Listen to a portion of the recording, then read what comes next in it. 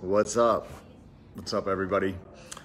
Today is Wednesday, January 2nd. If you're watching on YouTube, it will be Thursday, January 3rd when I post this. But I am doing my weekly vlog, first vlog of 2019. Very excited that we're in the new year and I got New Year's Eve behind me. So just want to dive in and continue to document the journey and fill everybody in on what's happening in my life. So before I get into all the specifics, event stuff, I've been dating someone. Kind of talked about that on some previous vlogs, and I had more people realizing that I'm talking to somebody. I've been posting some pictures of me and her, and people are inquiring about it, and it's great. And I'm excited. I'm happy about it. Definitely different, in a good way. I've been off the market for 7 years of basically not dating. It's really cool. It's cool to be in this place, and the more time I spend with her, the more my feelings are catching up. I mentioned that before. A lot of why I started the relationship, or the reason that I waited for her specifically, was a revelation that God gave me 18 and a half years ago about her. And, now I'm starting to feel things. I'm not saying that I'm in love yet, but I definitely am feeling something. So it's good. It's fun. It's exciting. The game kind of changes now. The challenge changes, because before I had put up my boundaries so far from women, for the past, 6 or 7 years, but really, really far boundaries for the past 3.5 years, where I didn't even spend any time alone with women.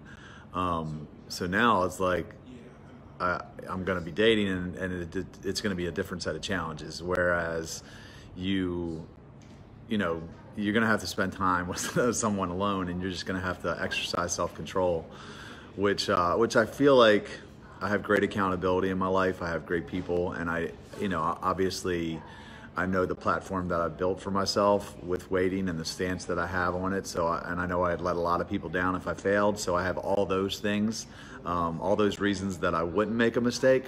But at the same time, I'm human, and I need to be careful and not think that I'm stronger than I really am. So I'll be navigating this journey, and I'll keep you guys posted as to everything, how it goes. And in addition to that, I want to, I wouldn't want to fail, because I want to put marriage to the test, because I really believe that is one of the big reasons that God gave us marriage, because it forces you to evaluate your heart to see if it's telling you the truth before you get into something complicated with the wrong person, and potentially waste years, if not your whole life, with the wrong person. So I want to use marriage and put my heart to the test, and make sure that that even though God told me this, I still want to make sure that my feelings line up. I'm not gonna, I would actually marry her, honestly, based on the fact that I heard that 18 and a half years ago, but I'm still going to put marriage to the test, let's just say. So anyway, while we're on the topic of her, I had a friend, or a City Fan member, a new friend, question me about the girl that I'm dating. Her name is Dina. I might as well say it. And they were like, well, where is she at in her relationship with God? And, does she want to have kids? And she was asking all these probing questions. And it actually upset me a little bit, because number one, I don't know the person that well. And I felt like they were asking some questions that maybe they overstepped their boundaries a little bit, for as new as our friendship was. But they were also asking questions almost, it seemed to me, from a judging standpoint, and they were making assumptions about something that they really had no idea about.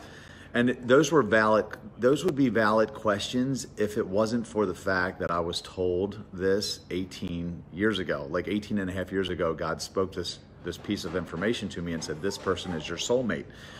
It was a blessing and a curse. I mean, there were definitely long periods of my life that I wish I never heard it, Because imagine that God tells you something and then 18 years go by and you have no contact from that person.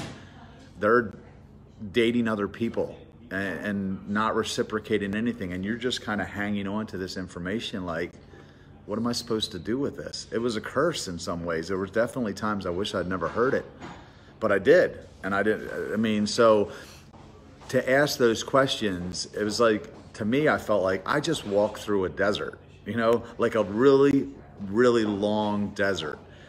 So to ask the questions, it's like, I do know that she's, you know, she's a Christian, but as far as all those other things, I'm entering the relationship from the standpoint of what I was told 18 years ago, solely on that, you know? And I've dodged about 1 million bullets to get to this place, you know? So to ask those questions is almost discounting the fact that I just did something like, feels like I've ran 3 marathons in a row. And I'm like it doesn't, I'll find out those things later. Does that make sense? Now, if you were just going to date someone up front, you know, of course, ask yourself those questions. And I know people convince themselves all the times of things, you know, that maybe aren't true. They'll say, well, God told me this, so that they can give themselves what they really want.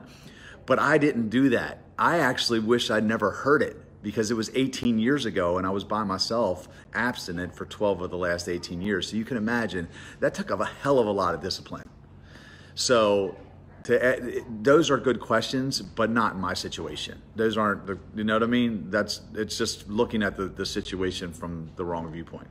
So, yeah, I'm navigating all this, and I'll find out all those questions, the answers to all those questions at the right time. But I'm not trying to decide, oh, wait, you have to answer these questions in this way before I start dating you. Like, no, I heard this 18 and a half years ago, and that is why I was abstinent for 6 years right after it.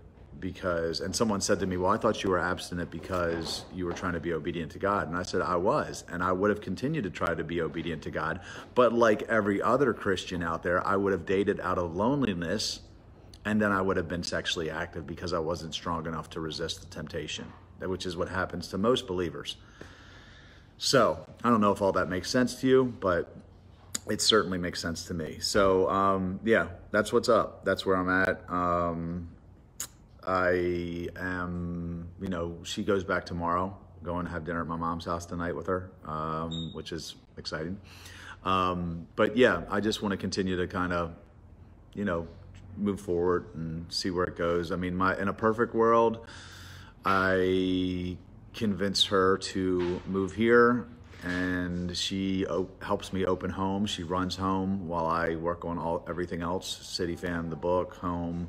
I like to have my hands in a few different things. I'm not really good at focusing on one thing in particular, but I would love for her to come here, run home, help us get it open. And yeah, you know, like, what would be better than that? Having your best friend that you're physically attracted to doing what you know you're created to do. You know, that's what I want, and that's why I've waited for as long as I have, because I believe that was what God wanted to give me, and I'm hoping that she's it. So that's it. I'm going to stop talking about her. So I want to talk a little bit about New Year's Eve. Actually, before I do, like, the reason I do these is because I'm really doing my best to document the journey, all the feelings that I'm feeling, all the things I'm going through, even the bad stuff, the ugly stuff, like the things that most people don't want to talk about. You know, like, you know, when I'm depressed, when I ain't got money, when I'm like questioning God and I'm disillusioned, and all the things I'm just trying to keep, because I'm trying to keep an accurate account of it all for myself, but also for anybody watching, because I feel like the path is probably pretty similar for anyone that jumps. If you jump and you follow God, whether it's for a person or, you know, in obedience to, you know, maybe being in your sex life, or maybe it's just to start a business or whatever it is, you're going to go through we're all going to go through a lot of the same things. And I'm hoping, you know, to encourage people out there that when they see these, you know, they see this, they can relate and say, well, I guess I'm not the only one. And also I want to be able to go back and watch it, because I know that at some point things are going to change. And I was watching a video from 2017 today, and I was just remembering where I was at, and it really encouraged me now. So that's why I do these videos. So I appreciate you guys, you know, tuning in and always giving me the thumbs up and the messages. That really has definitely helped me keep going when there were, you know, when I wanted to quit at times. Getting messages was definitely a big motivator for me. So thank you for that. But coming off of a great New Year's Eve event, we just had Charm City Countdown, probably a little over 1,000 people at the BWI Hilton. And, you know, it was great. It was great having a date, to be honest. Like, I haven't had a date on New Year's in so long, and it was just nice having somebody there. And it was good. It was really good. And my mom was there, my stepdad, you know, tons of friends, and just really rang in the new year the way you should with people that you care about. And it was awesome. So we'll be posting a video about that. It's about 8 o'clock on New Year's Eve, about 45 minutes till the party kicks off. And we're just kind of chilling out in the room, getting ready. Sold about 1,000 tickets for tonight. Should be a great time. We got people here from all over the country, literally from Connecticut, California, Houston, New York. People have all came in to attend the party and meet City fan people, and you know, spend the weekend, and you know, it's awesome. So we actually had a movie night last night. We had a little potluck movie night, and forward to starting the new year the right way with a bunch of people I love. So that's it. Looking fly. So that the outfit is the Commodores, the shoes are Lionel Richie.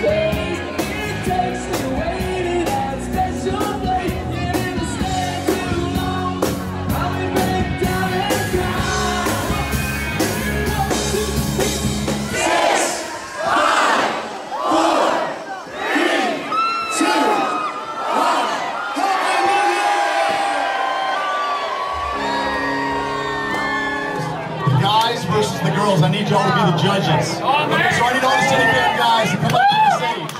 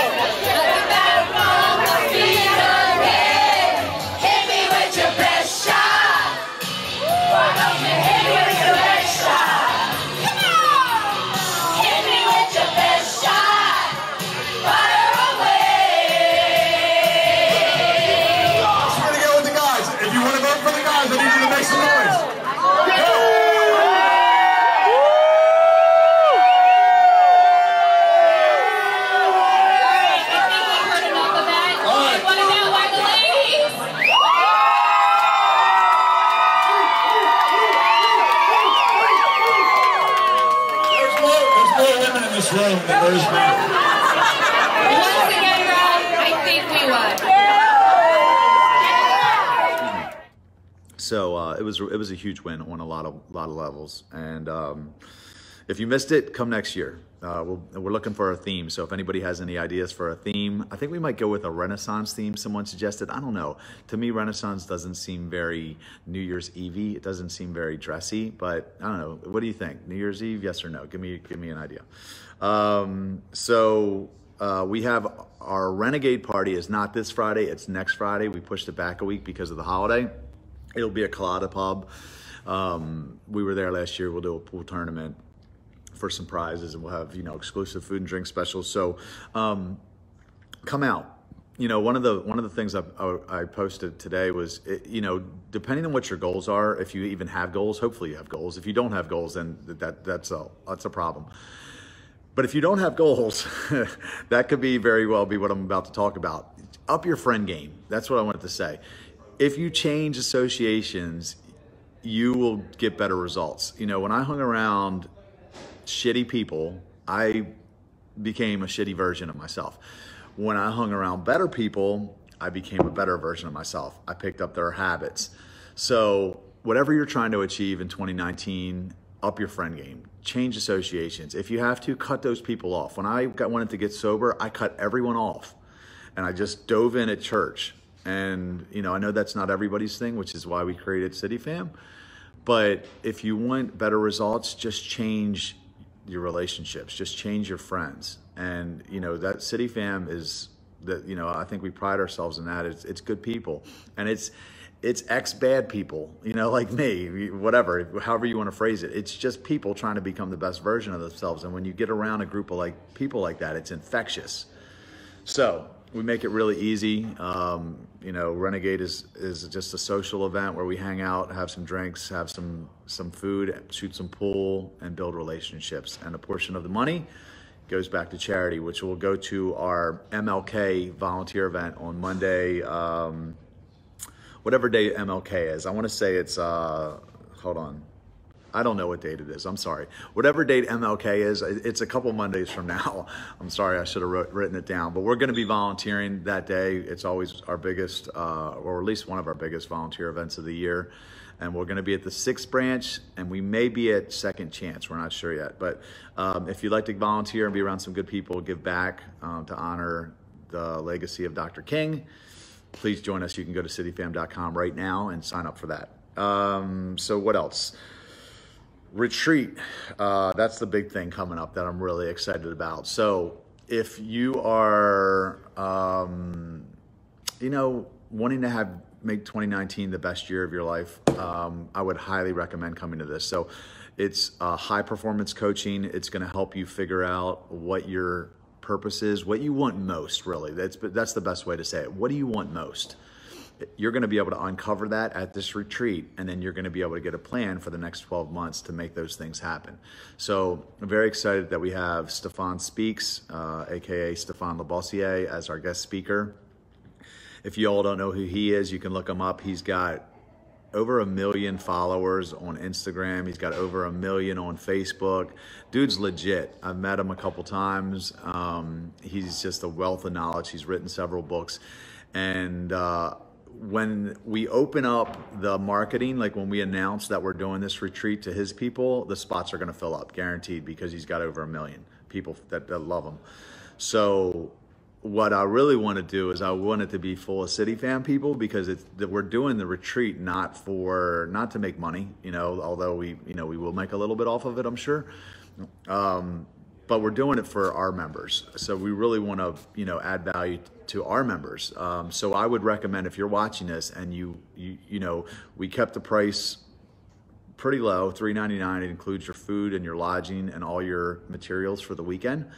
I would recommend signing up now before the spots fill up, before he announces it to his people, because then the spots are going to fill up and there won't be anything left for us. So register now. If you need payment options, you can even reach out to us about that, and we'll work with you on making payments. But it's January 25th to the 27th. It's called Stop Dreaming, Start Creating the Life You Really Want.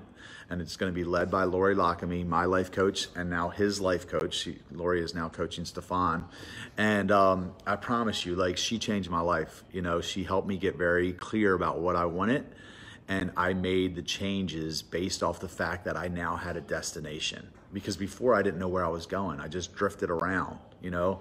I wanted to do something. I kind of knew vaguely what I wanted to do, but when I got specific and I believed that I could have it, which is important, then I set out after it. And that's when I quit drinking, and that's when I put my sex, you know, I became abstinent for, 6 years ago. Ugh, I hate even saying that. 6.5 actually, almost. But actually over 6.5, outside of that one mistake. Anyway, I'm rambling. But once you know specifically where you're going, it becomes a lot easier to do the work. So you have to have a vision. You have to have a vision for your life, and that's what you will get from this retreat. So go to cityfam.com and you can find more information about it. It's under the Baltimore. Choose your city, go to Baltimore, and you can sign up for it.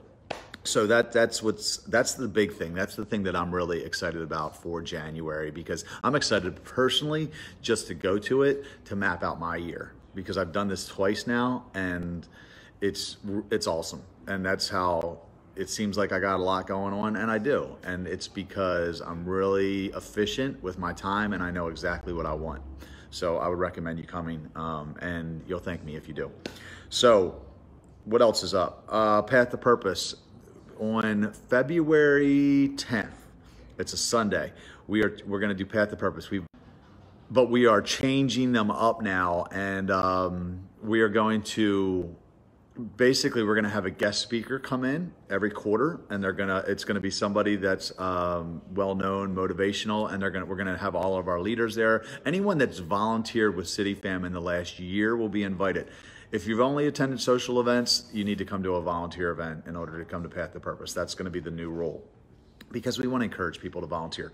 But on Saturday, February 10th, if you volunteered with City Fam in the last year, or you're a member of the Dream Team, you'll be able to come and hear Van Brooks speak. He's the governor's director for service and volunteerism for the state of Maryland, and very motivational story. You can Google him. He was paralyzed in high school. He's an athlete playing football. He got paralyzed, learned to walk again, and really made a great comeback, and he's got a great story. So he's going to be here February 10th.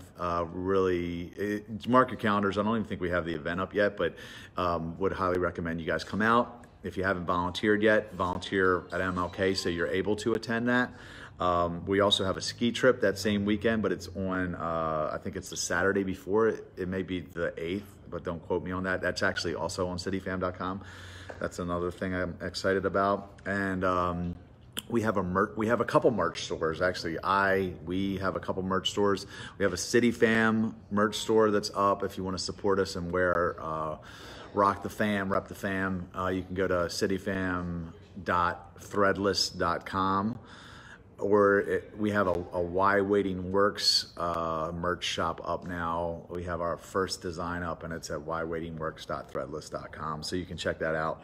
But yeah, that's it. Let me see if there's any questions here that I could answer. Looks like there was one back here.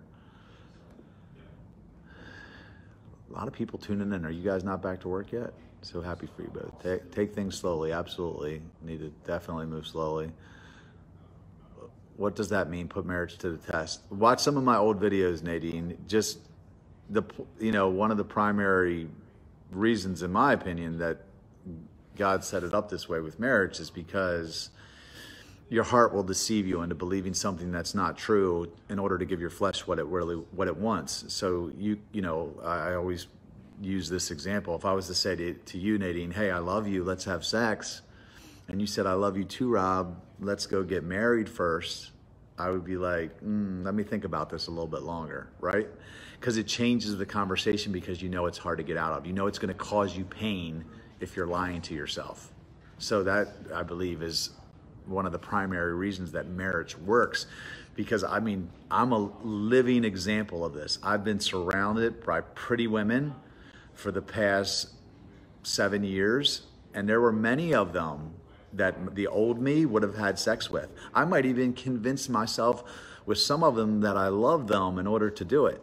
But at the end of the day, when I ask myself the question, would you get married to her? Would you sign that contract in order to have sex with her? I was like, no, I haven't met that girl yet. That's the point. Now, and that's why I believe that, you know, I want to put marriage to the test. So remember how long Abraham and Sarah waited for God's promise to come to fruition? I think it was over 20 years. And trust me, I think about that Abraham story a lot.